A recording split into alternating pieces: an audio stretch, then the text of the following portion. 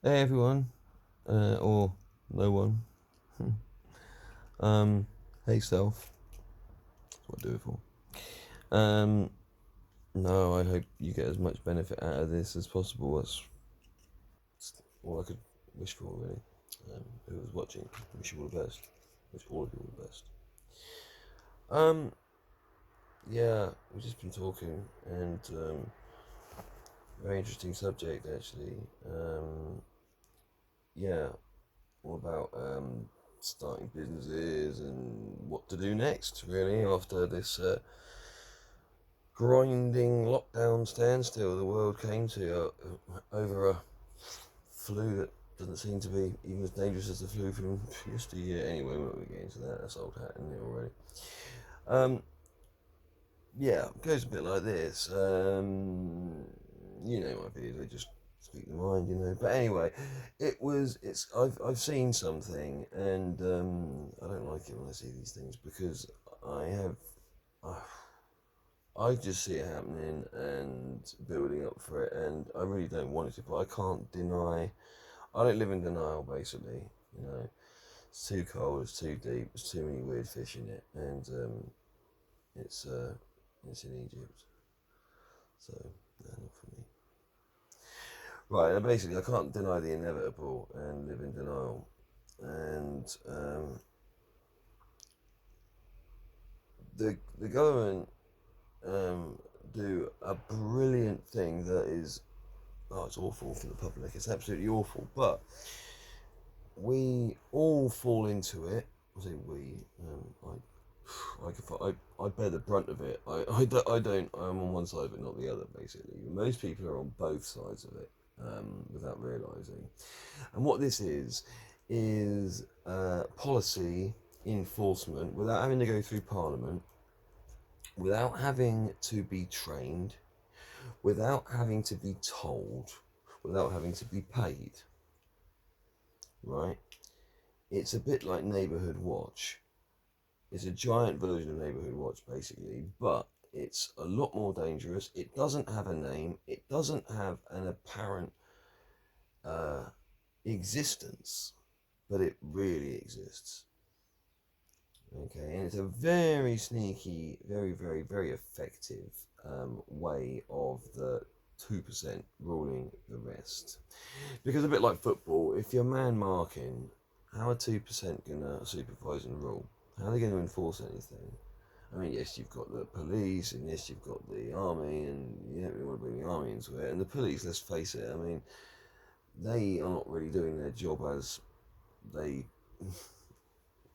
as the definition of police force in the Western world, especially states, are they? So, you how do you keep everybody in check? How do you get everybody, living by the rules that are ever changing every day, without drastically changing too much? So people go, oh, but nobody likes change, on a big scale, especially not when it comes to do's and don'ts. And nobody likes to. Everyone likes to sit on the fence, don't they? I mean, they there's offense, there's defense, and there's on the fence. Right, so you're offensive, you're defensive, or you're just fucking lame. Basically, right. Um, and then there's me. You've just I try. Yeah, I go near the fence. This electric. Um, yeah, basically. I remember when COVID first kicked off, and it was started off around you. Well, it wasn't in England basically. When the lockdown came to England fairly late on in the big scheme of it, and we didn't think it was going to happen. Really, no, because I mean it's such a big fucking weird thing to have happened, and if it's like I think slightly, but it's not. If anyone would have said, 3, 4 years ago, oh, you know what, it's going to be this, they would have been called mental, laughed at, conspiracy theorists. What the fuck have you been smoking, mate? You know what I mean? And there we go, it happened. And I remember when it first happened, it was like, oh my god, it's happened. And there was, I won't mention any names, but a particular influential, because of some assets they have, a person on Facebook that revels in one of those, what they call social media social mediates, they revel in it, they're on it all the time, and they got their, they just love the attention, they love having the voice and the soapbox on Facebook, and they are, well, yeah, they are, let's put it, a female with some pretty big assets, so they have a lot of followers. There's one person I'm talking about, just an example. It's actually a friend of mine, but yeah, acquaintance.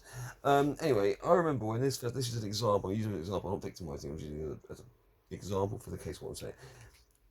Lockdown first kicked in. It was disbelief everywhere, and this is before the masks. And um, this particular person, I remember the posts were like, "Oh my God, they're not going to stop me going out. That rah rah rah, not going to take away our liberties and all this and all the yes men, all the cronies, all the followers were on there. No, good on you. Rah, rah, rah, me neither. Rah, rah, rah, you go, go. Rah, rah. And it wasn't a matter of like more than 2 weeks before that I saw a post. I don't really go on Facebook much, so it was literally I was like saw it on friends actually. They obviously were friends with her, and the post I remember that with them really against this taking away our liberties. They're not going to do it to us. We're England, they might lock down everyone else.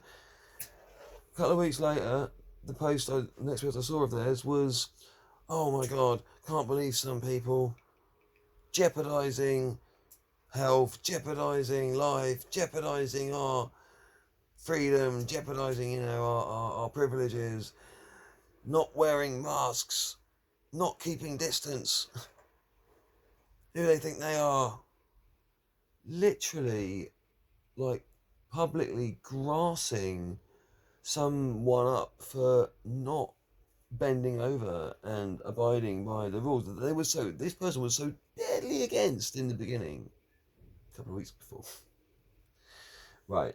The point I'm making is that we've got to be very, very, very fucking careful. I mean, you know what? I think I'm just fucking too late with this, to be honest with you. But look, I never ever give in, and I think it's never too late.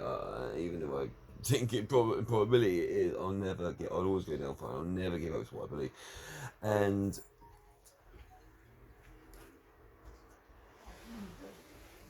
I I just would love to see everybody having their own mind and not falling for this trap of becoming a community support warrant officer, because I've lost count of the amount of times I've been in a shop and the person in front of me has turned around, looked at me, and literally shooed me to move back 2 meters.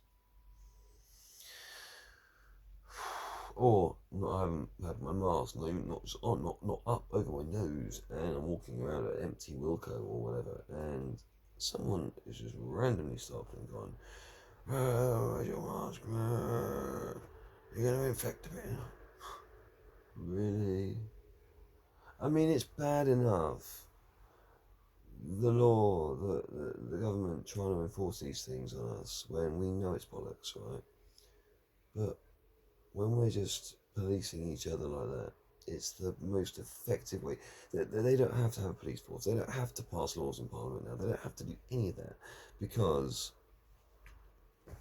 we'll just shop each other for them. It's just, why not let them go and do it for us? And it's always happened. It's always been the case. It's always effective. It doesn't involve big change. People think it's their idea. They want to. And that's the biggest key. I can tell you that in everything in life. You can make someone think it's their idea, you'll get anything you want. Trust me. But that's what they do to us. They make us become the police force that shops each other. They don't need one then, right? Wake up, people. Yeah, I don't mean that derogatory. I hate to use that phrase, but wake the fuck up and just see things for what it is. And remember whose side you're on, because they are not going to be there for you when the shit goes down. Alright, we got to stick together and not police each other for not being fucking 2 meters away in Tesco's queue. Come on, remember who your friends are. Alright.